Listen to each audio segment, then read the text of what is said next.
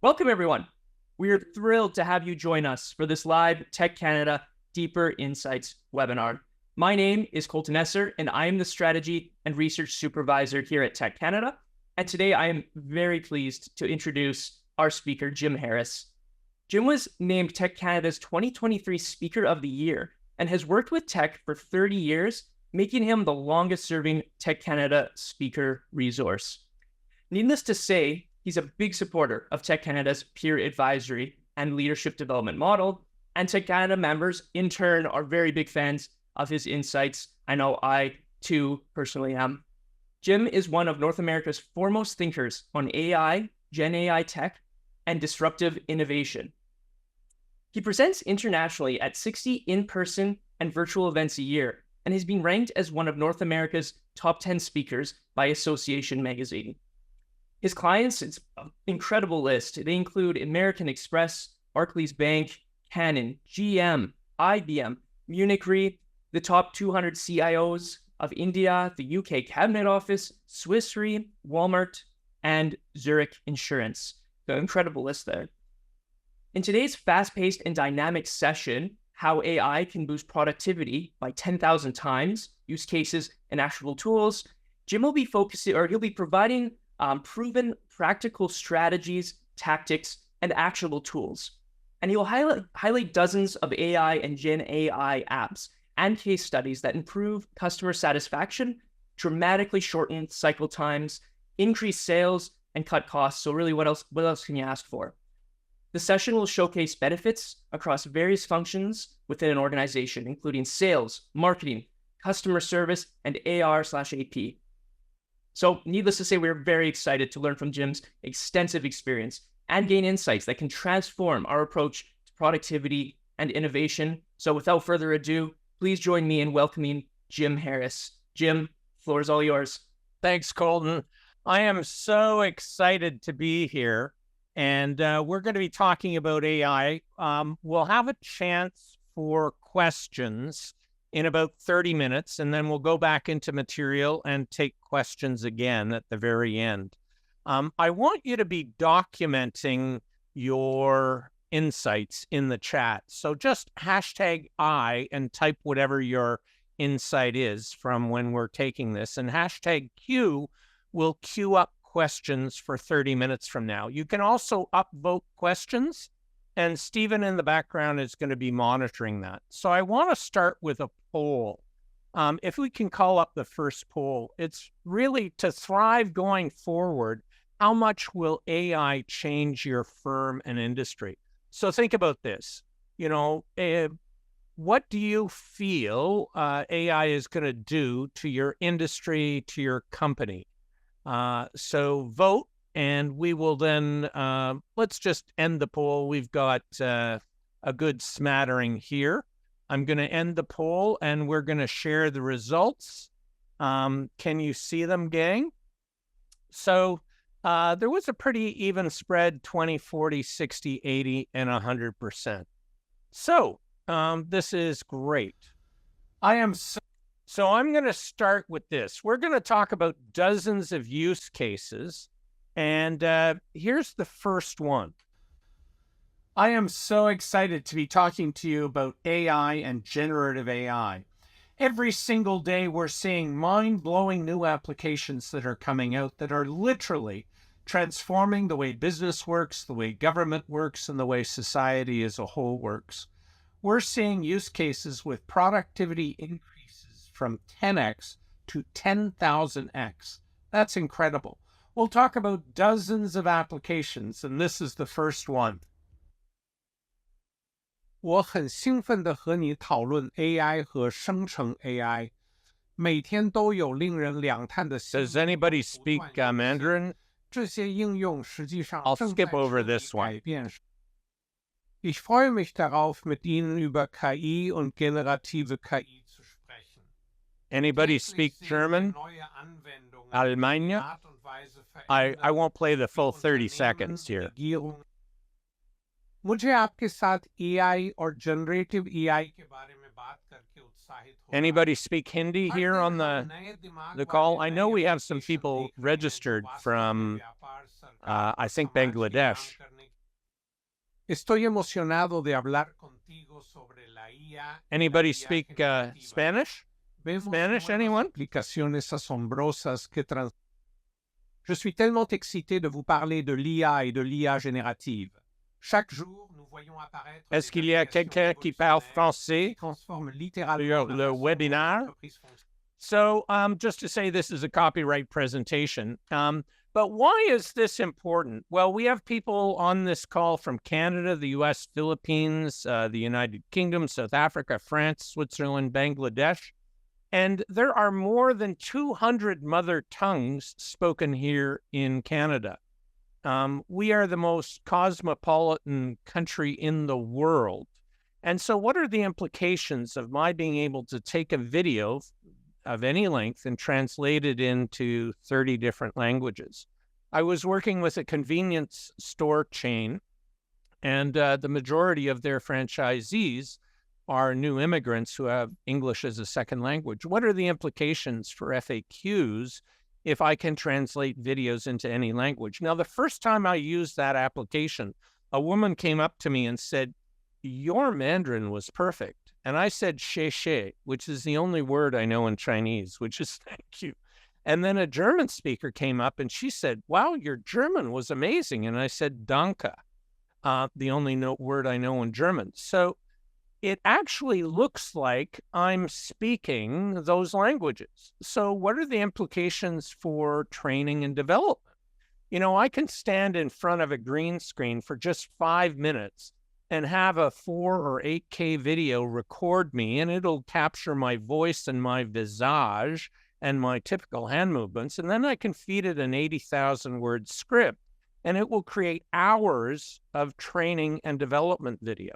What are the implications for training and development? So we're seeing here, AI, GenAI is not just text. We're used to ChatGPT. It's also images. I, for instance, created this image using DALL-E, which is the sister program of ChatGPT, but it's also video. So here is the very famous Vermeer painting. I can feed that into video GenAI and then have the image come to life. So what are the implications for, say, a museum that wants to have Salvador Dali speak to the students on their smartphone as they walk through the museum and see cultural displays? Every year I go to the Consumer Electronics Show in Las Vegas. I'm a little bit enthusiastic. It's the most influential tech show in the world. I'm bringing you insights today from CES in January, from Davos, from the World Economic Forum, and from Mobile World Congress. Actually, I should just let you know, I was working with Swiss Re when they doing some video, and I gave them the choice of hat or no hat, and they chose hat, which made me very happy because I got to channel my inner Canadian hoser, eh? So insights from Davos, as well as Mobile World Congress, is the largest smartphone and telco networking conference in the world. So I'm bringing you insights from these 3 cutting-edge conferences. And the number one trending topic at all of them, wait for it, I'll give it to you in a minute. So here was Google's I/O Developer Conference in 2023. Now, ChatGPT came out November 30th, 2022. And Google's I/O Developer Conference is 3.5 days of Gab Fest. And you can listen to hours of keynotes, from the CEO. But as kind of like a public service announcement, I'm going to summarize the 3.5-day Google I/O Developer Conference for you right here, right now. AI, generative AI is AI uses AI, bring AI. There you go. Kind of like a public service announcement, saving you 3.5 days of having to watch video. This just kills me. So the top trending topic at CES, at Davos, at Mobile World Congress, at every single event I go to is AI by a huge margin.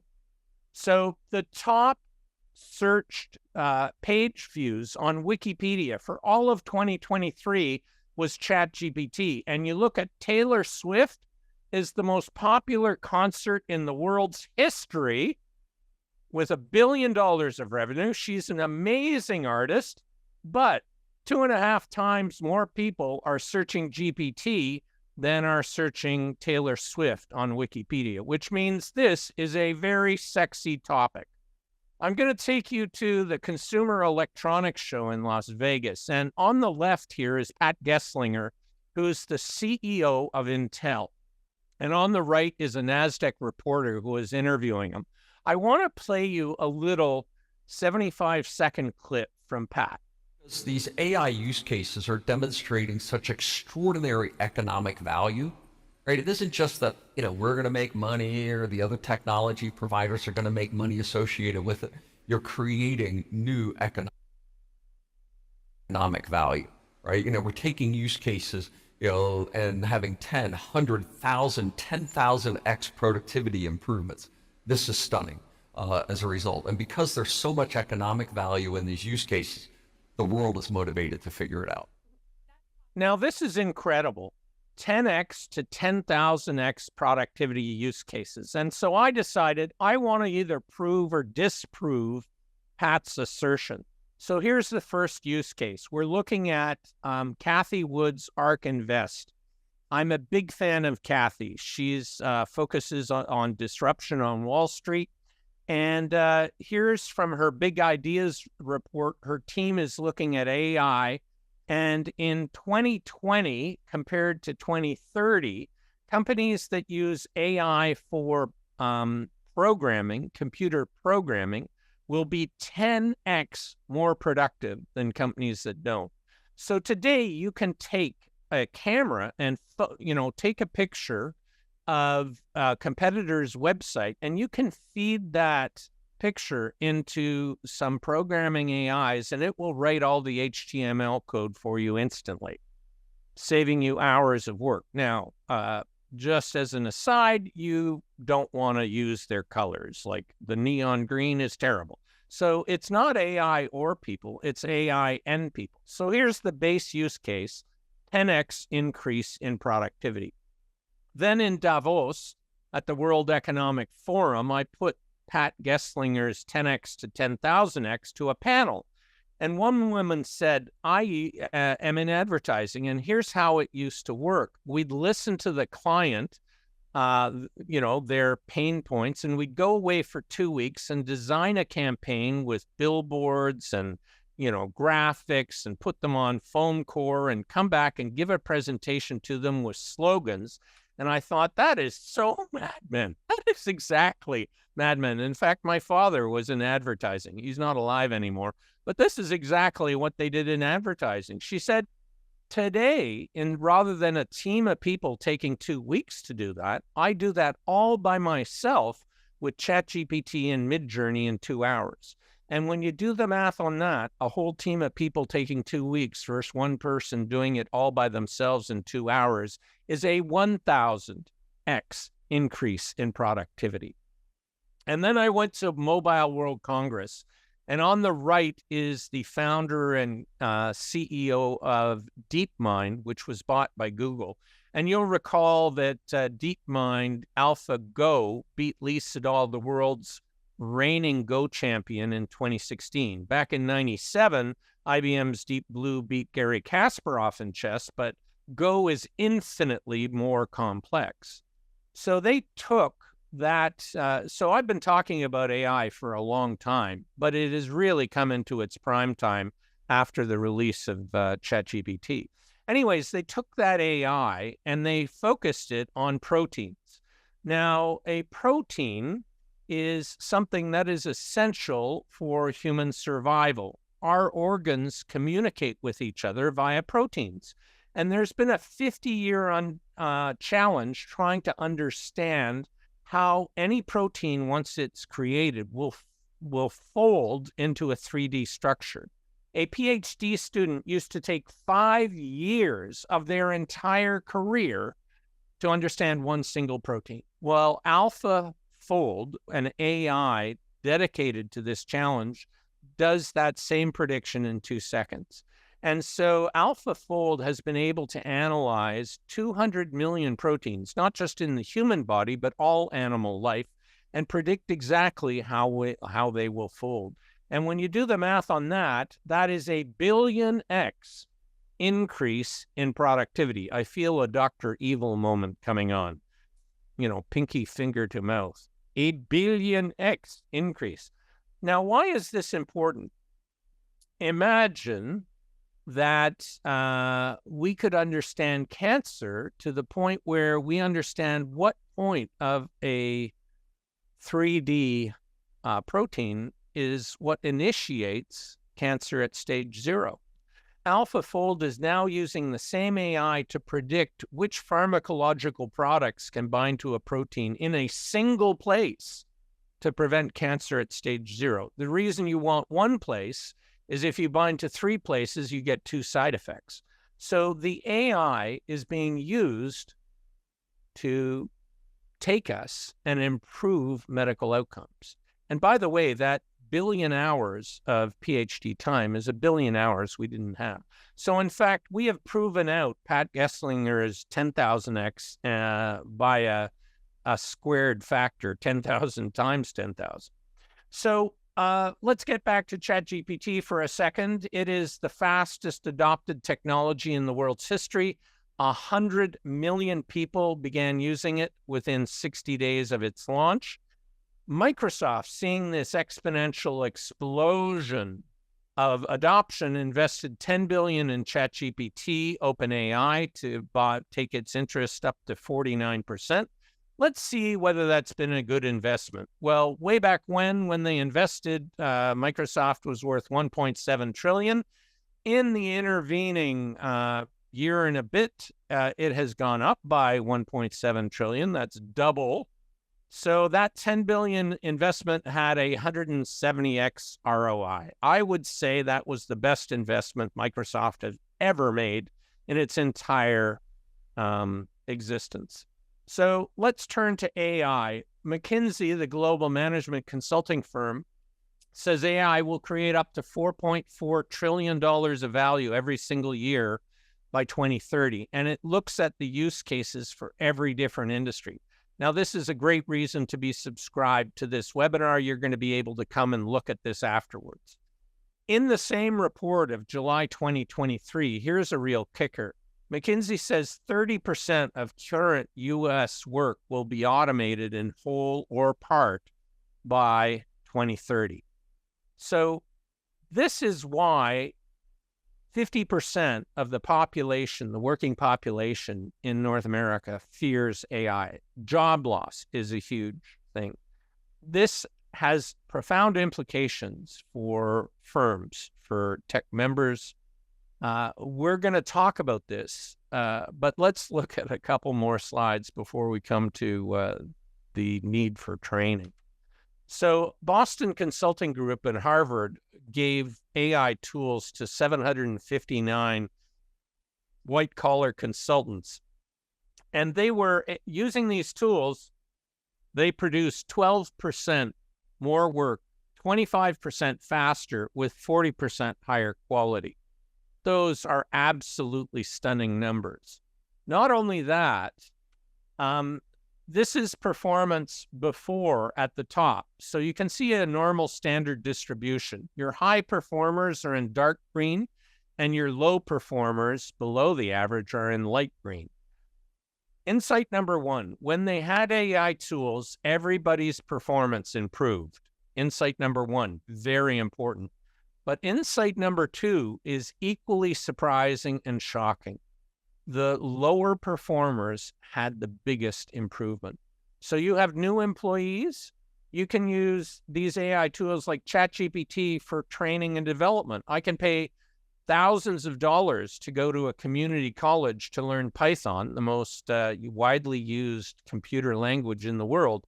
Or I can just go to ChatGPT and say, what is the first thing I need to learn to use Python? Thousands of dollars saving on-demand learning at the learner's pace. So the way I look at AI is that it gives our people superpowers. And if a company is saying we don't want our people to use AI. To me, they're saying we don't want our people to have superpowers. We don't want our people to be, 40% more productive in terms of quality of output. That is a ludicrous statement. So this is quite interesting. Tech companies, widely ranged, but the kind of upper midpoint is 50 million to 100 million. So we're going to take 75 million, the average here. Now, I've worked with some tech companies that were 4 billion in revenue, 1 billion in revenue. And I've worked with some tech companies that are 10 million in revenue. So there's a huge range, but we're going to pick 75 million. If you can take AI tools and make your people 40% more productive, you're looking at a $30 million uplift on your organization. Like, can we afford not to explore these tools? And can we say, oh, we're, just going to wait for a year or two? What happens when your competitors are employing them right now? So this is the largest repository. And by the way, I hope you're all putting your insights into chat with #I or your questions, because we're coming up to questions in just 8 to 10 minutes. So this is the largest repository of reusable code. And this last green dot is basically where ChatGPT was launched. Since then, AI code on GitHub has gone up 4x. Similarly, global spending on generative AI by enterprises is going to increase 8x from 2023 to 2027. That's explosive. So if you think the rate of new applications is fast and furious now, just wait till tomorrow. This has a profound implication on upskilling and reskilling. Upskilling is enhancing existing skills with training and development, and reskilling is totally new skills. We need, according to the World Economic Forum, WEF, an extra 20 days of training and education given this fast-changing environment. So are you training your people an extra 20 days? That implies you're already doing training, and this is 20 more days. I just love this quote. People think of education as something they can finish. It is not. It is an ongoing, forever process. So my grandmother was born in 1900. She's dead now. I miss her. But during her early life, if you talk to any expert at any university, they said human flight was impossible. Any university, any city, anywhere in the world. And then in 1903, for just 12 seconds, the brothers Wright flew their plane 120 feet. And that 120 feet gave birth to a multi-billion-dollar industry. Couple questions for you. Number one, do you think the laws of physics changed overnight? What was impossible on December 16th became possible on December 17th, 1903, because the laws of physics changed? Or was it people seeing possibility in a different way? Second insight is, if you look closely, there are no landing wheels on the plane. So the brothers figured out how to take off, but then they wrecked their plane on landing. So to me, this is a powerful metaphor for innovation, that innovation is not a one and done. It's a forever ongoing initiative. So why is all this happening? This is not my daughter. I just love her face. You've all heard about Moore's Law, which is doubling of processor power every 18 months while staying at the same price point. And back in 1970, an Intel chip had 2,000 transistors on it. And today, NVIDIA's Blackwell has 208 billion transistors on a single chip. This is the most powerful CPU in the world, GPU. It's being used for AI calculations. And this is why NVIDIA has such a huge valuation. It's high in demand, their chips. So a gigaflop is doing 1 billion transactions in a single second.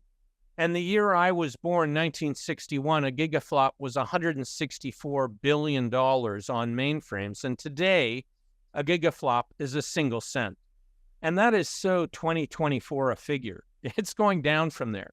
So one of the reasons we're seeing this huge explosion of AI applications is compute power is so cheap. Even at this price point, the AI apps are hugely compute intensive and suck up a lot of energy. But where are things going in the future?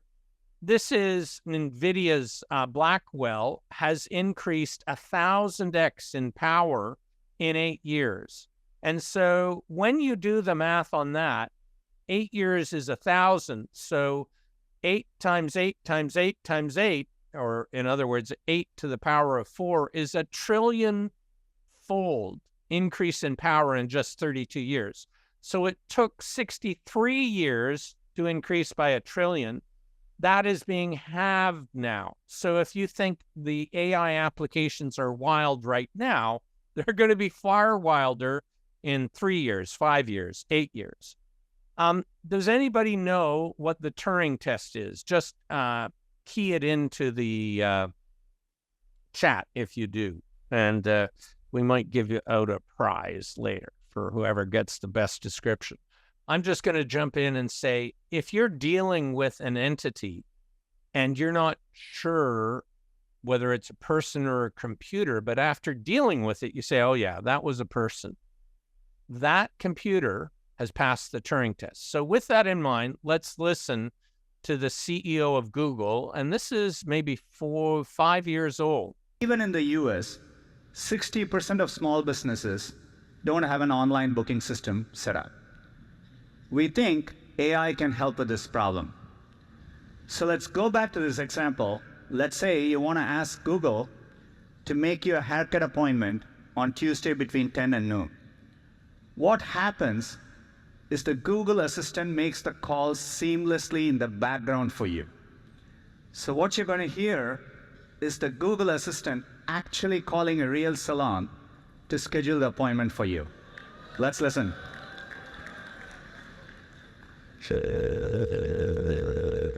How can I help you? Hi, I'm calling to book a women's haircut for a client. I'm looking for something on May 3rd.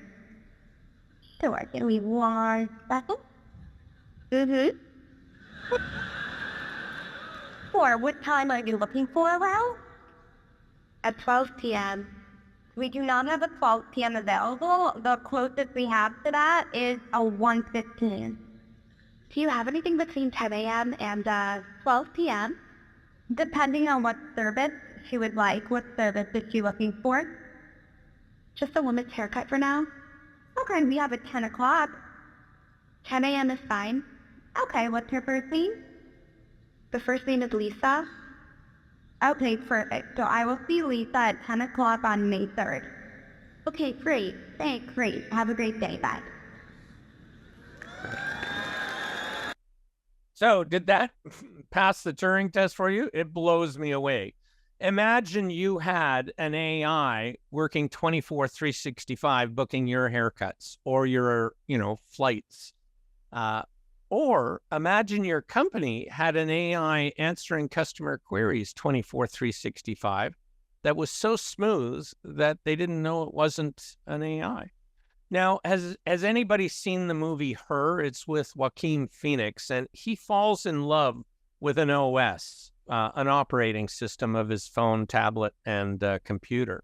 And you think, that is so unrealistic. That could never happen.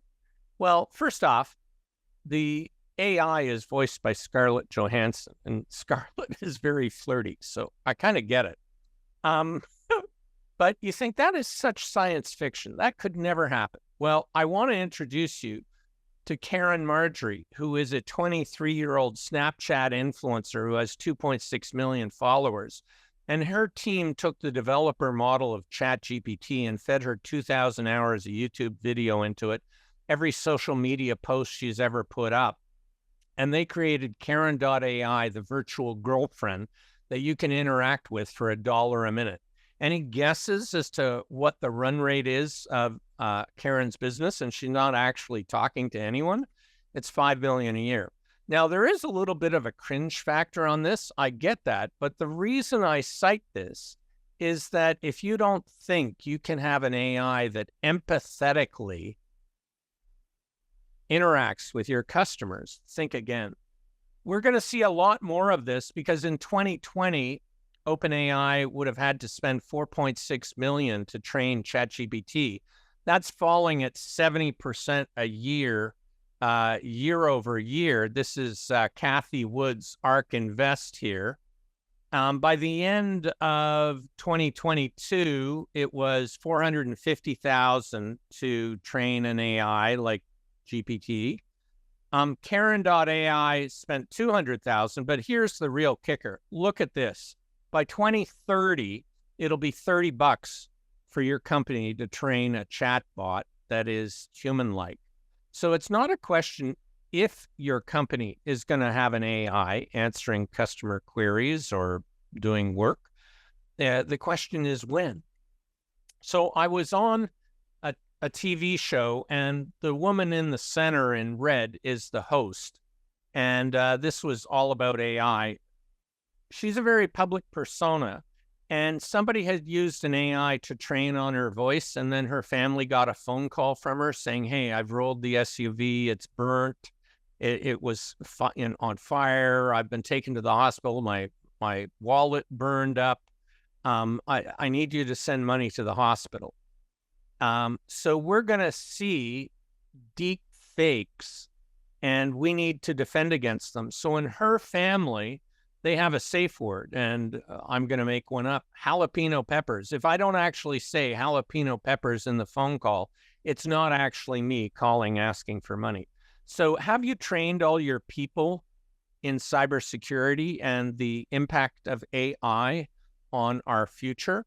So this is a magazine that you can all get for free. It's worth $10. And at the end of this session, there's a QR code that you're going to be able to answer a few questions and download this in high res and give to people who are interested in this topic. There will also be another resource, which is a shortened version of a training course that costs $500.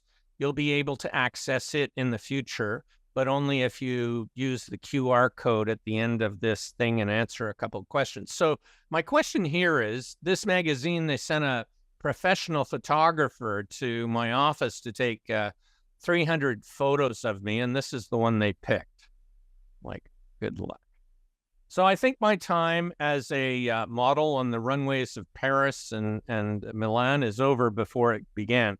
So I have a little fun poll. If you point your phone to the screen and open your camera app, whether you're using iOS or Android, camera apps today will recognize the QR code and it'll pop up a little link. Just touch on this link and it'll take you to this poll. So in that cover story, do I A, look sinister, B, look evil, like Dr. Evil, C, look demonic, or D, all of the above?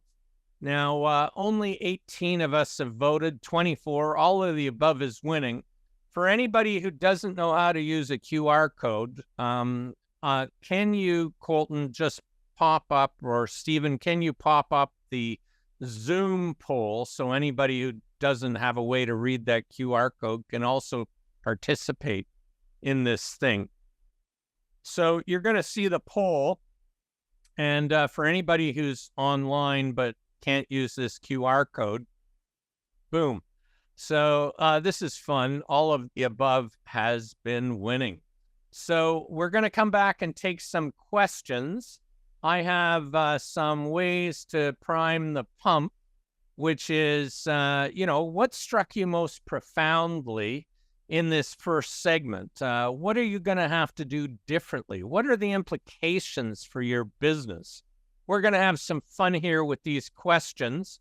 So, Colton, if you can rejoin us, and Stephen, if you can feed whatever the questions are that has been upvoted the most. We're kind of at halfway through our little webinar here today. And so, Colton, unmute yourself. Let me know what are people interested in here? You bet, Jim. You bet. We've got a lot of questions coming through and also a lot of insights and some great comments. Obviously, fantastic stuff so far. Everyone seems to be really enjoying and already have so many takeaways. One of the big questions, there's actually a bit of a lively kind of conversation going on in the chat around this. And it's once again bringing it back to this question around job loss. What is the real impact of AI on job losses? And then, there's a few interesting points coming up. I know John and Trudy here in the chat have mentioned the becoming a classic quote, AI won't take your job away, but people who use AI will. This still begs the question, though, that when you see this amplification of productivity, what does that do for, where you previously needed 3 people, now you need 1, and maybe that one person has a superpower, but what happens to the other 2? Thoughts on that, Jim? This is really great. So the first thing I want to say is that 80% of jobs in 1867 in North America were in agriculture. And when farm automation came along, there were huge protests. What are we going to do with all the horse people if we have tractors and combines? What about the horse people, the poor horse people? Big protests. Today, less than 2% work in agriculture. So we've survived the farm automation. But what is certain is that jobs changed, people had to change, companies had to change, and society as a whole changed.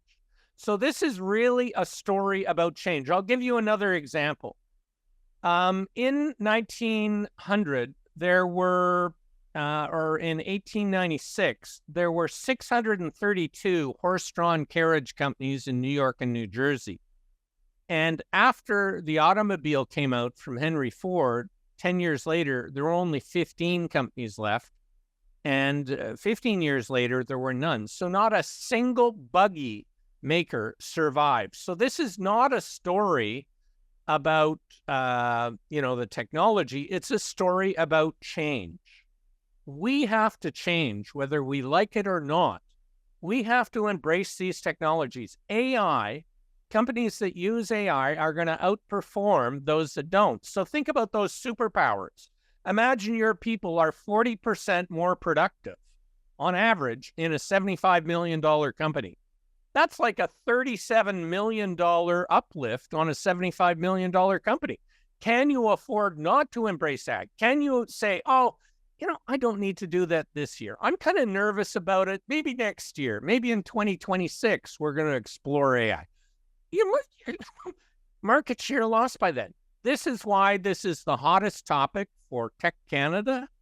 And this is the reason I was named Tech Speaker of the Year. This is the hottest topic. This is entirely my focus.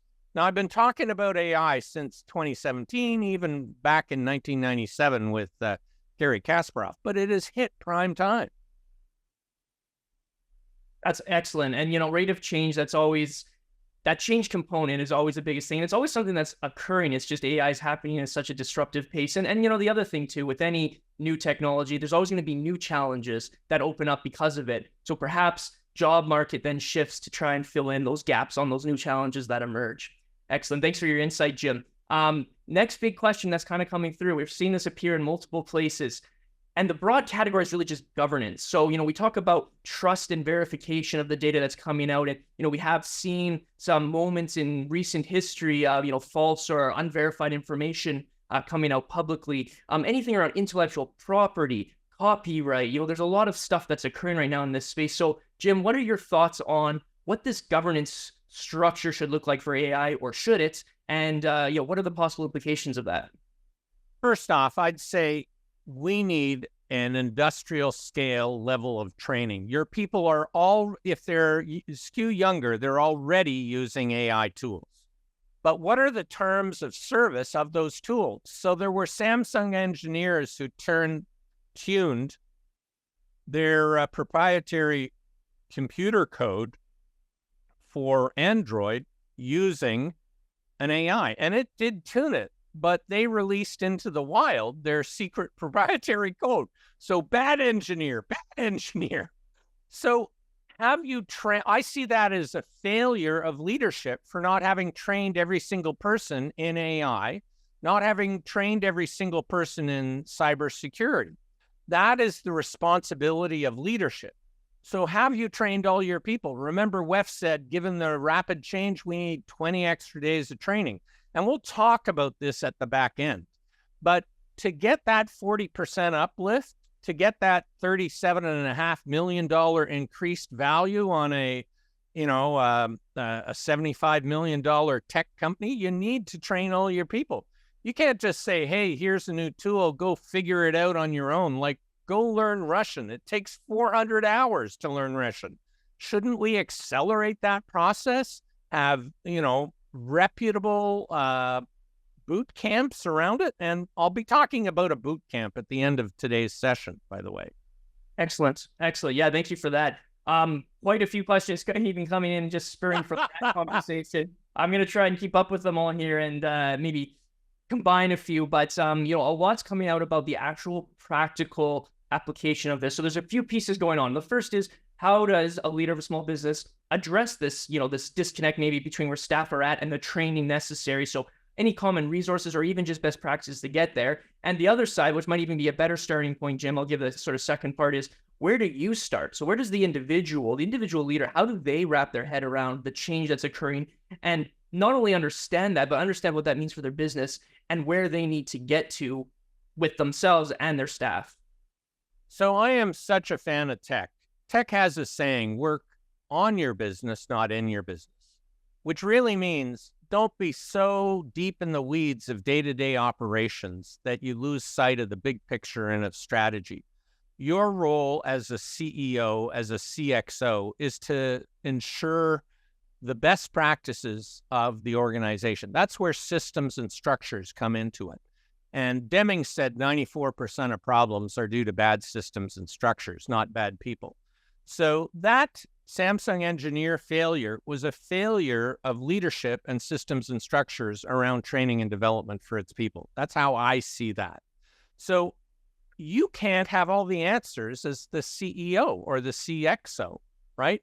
You don't even, maybe use ChatGPT or DALL-E or Midjourney or Sora or, any one of the hundreds of tools that we talk about in our boot camp. But this is going to change things, and your job is to make sure everybody has training and gets to learn how to use it. That's your job as a leader. Work on your business, not in your business. Let's jump back into the webinar, Colton, and we'll take more questions at the end, but we've taken 10 minutes of questions, which is double what I thought we'd do. This is really generating. Well, we got to do another one, which is hands-on tools maybe, but and I got to say, this has been the webinar on this last year, which was 2003, was the highest viewed webinar for all of 2003. This has had the second highest registration of any webinar in tech history. So this is a hot topic. So we might do version 2 on a kind of mini boot camp of hands-on practical applications. Anyways. You betcha, Jim. I'll let you jump back in. Oh my God, I'm having so much fun, Colton. Thank you for all this. So we're going to come back to sharing the screen. I'm going to get rid of the old poll. Thank you for saying I look evil, but so here's a video. So this is a automated cleaner that lets itself out of the closet. Nobody wants to be in the closet. And then it lets itself into a washroom. And it's going to put down the handle to get in and take the disinfectant spray nozzle. And it's going to disinfect the toilet. It's going to do a little more disinfecting. It's going to change now to the vacuum and vacuum up all the excess disinfectant. It's now going to vacuum the floor. You can see down here the floor is kind of shiny. So it's going to vacuum up all the excess water and disinfectant. I think this robot is an OCD robot. It's very fastidious. Okay, it's done all the oh no, it got to vacuum some more. And then it's gonna put away the vacuum and get the get out of jail handle and let itself out of the washroom, pry the door open, and go next door and wash the washroom next door. So my question is, are you finding people are just banging, I have tens of thousands of applications of people who want to work for my company and clean washrooms. No, we can't find people for so many jobs. Like the pandemic had people retire early in droves. We can't even find people. So automation, while people are fearing job loss, what we're going to automate are things that are dirty, dull, or dangerous that we're not enjoying. Here's an explosive idea. We had the highest spending in the world's history, deficit spending in the US during the pandemic, and that drove the highest level of inflation in 40 years for the US. Now, people look at today, it's down to 3.3%. So they go, oh, it's not important. Well, 3.3, what that ignores is the fact that the average family's food basket is up 30% from pre-pandemic. That's why you're seeing wage pressure. And then in Canada, the deficits in 3 years during the pandemic were more than 75 years of deficits added together. And that in turn drove Canadian inflation to the highest level in 30 years, now at 2.7%, but that same problem about the food basket. So we have to embrace technology, innovation, AI, because they are hugely deflationary. So a phone call from Calgary, Colton and Stephen are based at Tech HQ in Calgary, from Calgary to Paris, France, in 1980, adjusted for inflation in US dollars, was $10 a minute. So if you had 300 people on a global strategic planning conference call for 3 hours, that was a $50,000 call. But today with Zoom, it's free, I tell you. That is hugely deflationary. The reason we have to embrace tech, AI, innovation is it's hugely deflationary.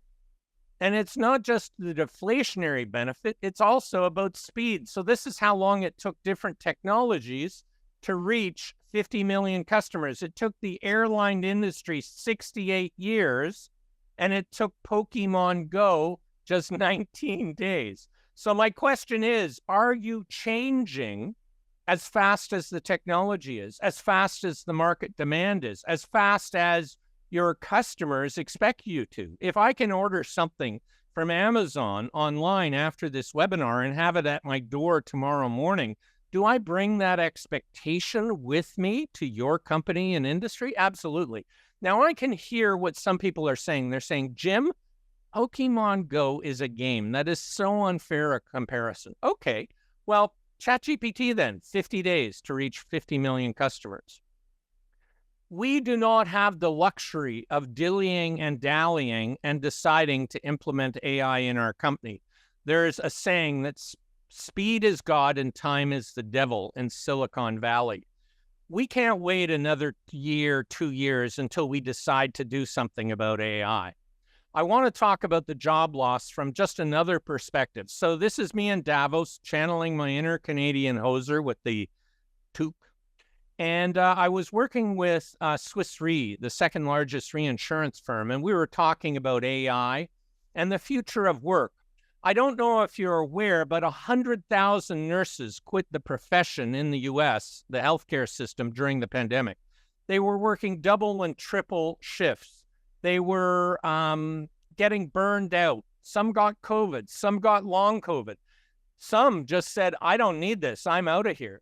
100,000 job loss of nurses. So Providence Health could not get enough nurses. They just could not hire them. So they looked at the job of nursing and they found 30 to 40% of the work of a nurse was charting, taking a pencil to a clipboard or a pen to a clipboard, keyboarding, keying in data, or sticking thermometers in patients' mouths. Now, Colton, they do stick thermometers other places, but we're not going to talk about that today. So what they did is they deconstructed the job of nursing and reassigned that 30 to 40% of work to admin people who didn't need years of medical training. And surprise, surprise, their job shortage went away. So this isn't a story about the technology. It's about deconstructing jobs and reassigning work based on today's current environment, and technology. Really, it's about mindset, it's about culture, it's about training, it's about people.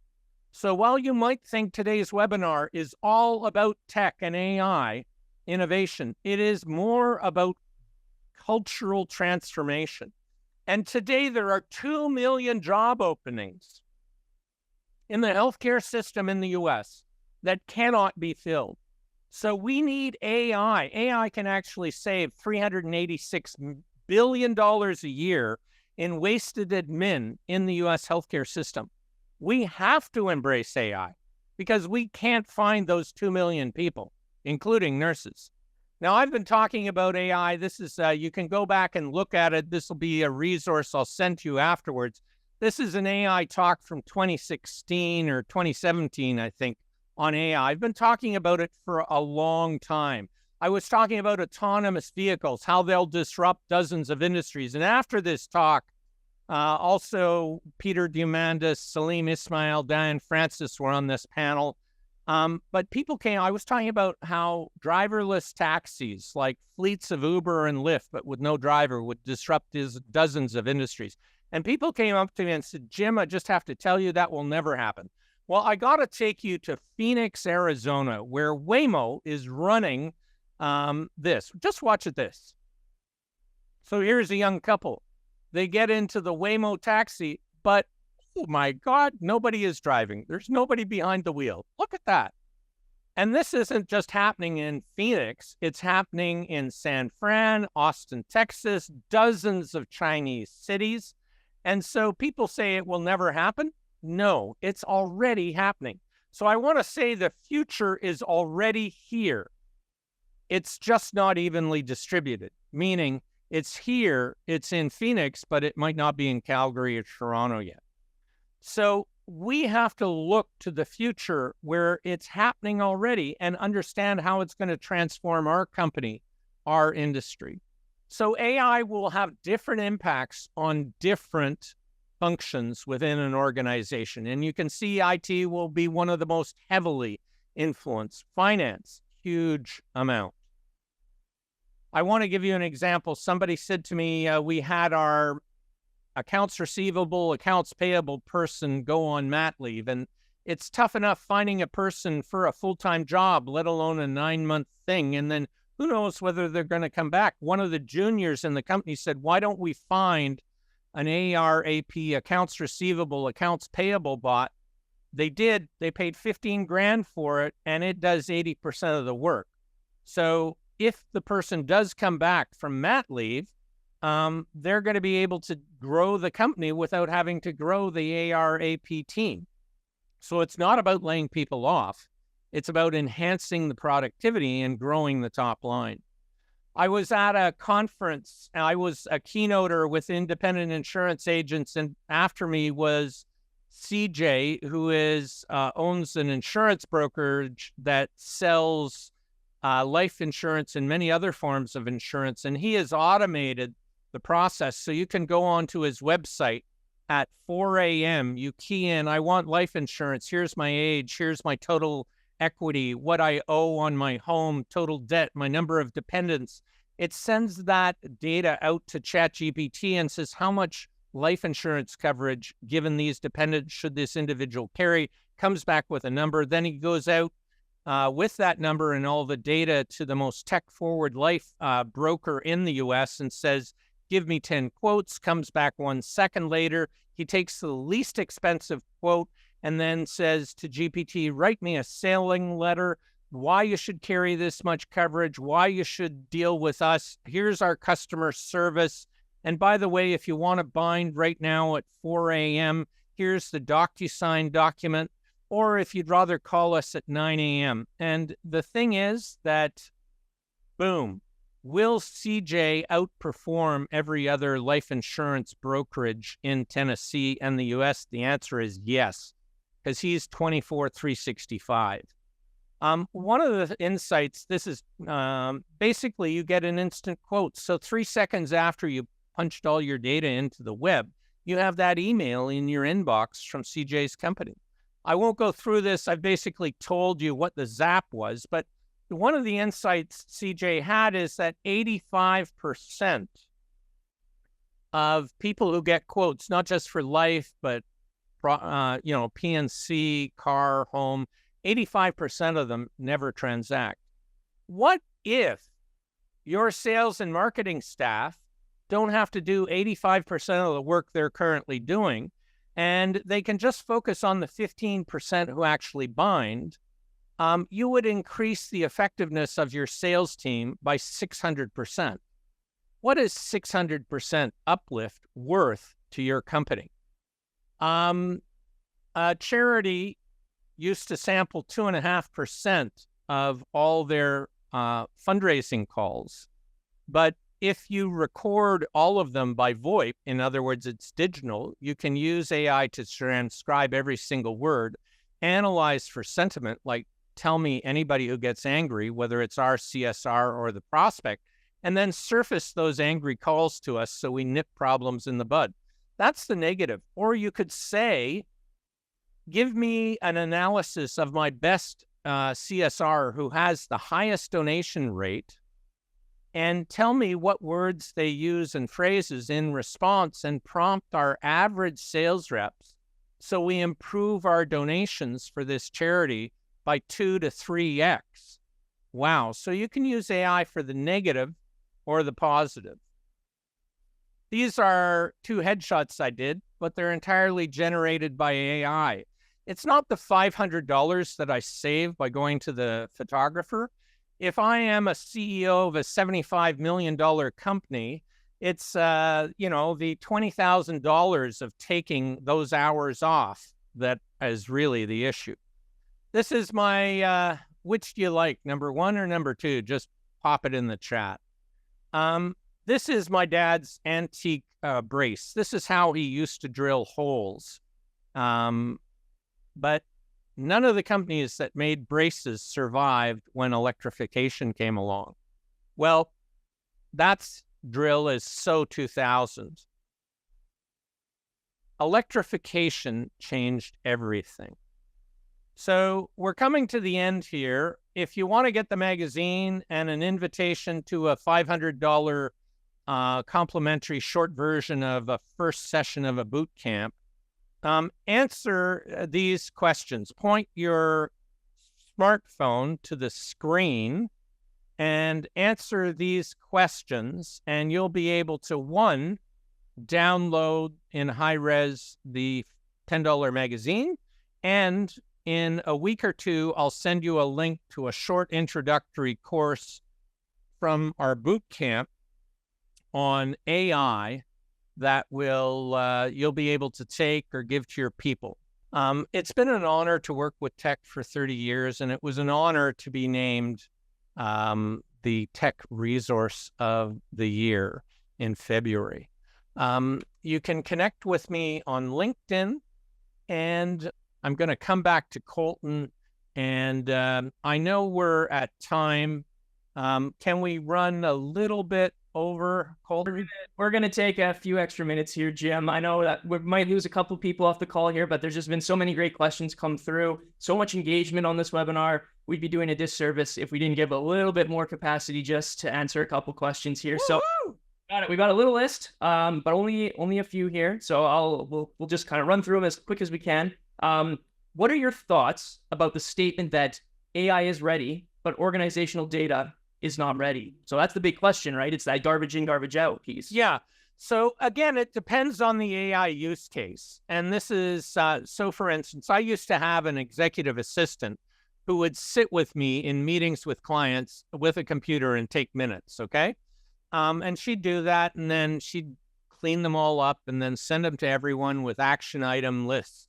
Well, I can now use Otter.ai and do all of that instantly. It transcribes my voice, and Otter is transcribing 1 million words every minute. It has the highest market share. There are other ones like Fireflies and Fathom and others. And they're ones that are built right into applications like Zoom here.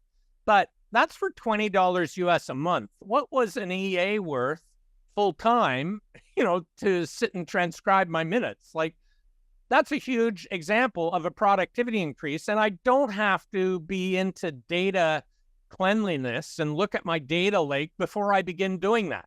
I don't have to, be a data scientist to get images out of DALL-E or Midjourney or Sora. Like, there are so many applications that I don't have to I can become a ninja on ChatGPT prompting, which is something we do in our boot camp, without having to worry about the data lake and the cleanliness of the data. So there are hundreds of AI applications which have such a lift. So, and by the way, I didn't mention it, but these training initiatives in Ontario, you get 83% of the training costs per person, up to $10,000 a year back. It's not capped. In Alberta, you get 67% of every training dollar back if you take our boot camp.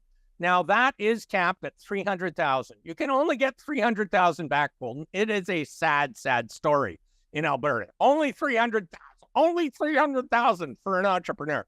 But really, you got to reach out to us, jim@jimharris.com, in order to take, and these are use it or lose it. Like, there was a program called CDAP, and it was a great program. You could get all sorts of funding, $100,000 interest-free loan for, 6 years. And then one day it just ended. Boom, use it or lose it. So it's the same with this program, the Canada-Alberta Job Grant Program or the Canada-Ontario Job Grant Program. It's called something else in BC. It's called training something, but get in touch with me, get in touch with us, and we're going to, I just put my LinkedIn in and my email in. These are potential use it or lose it. Excellent. Awesome. Thanks, Jim. And we'll do one more here. This is around kind of actually on the heels of what you were just talking about. If you could distill just 5 incredibly valuable AI apps that maybe ones that you use that would be helpful for small businesses, what would those be? Well, I have one client, tech member, $100 million a year firm. They're IT and they sell to government.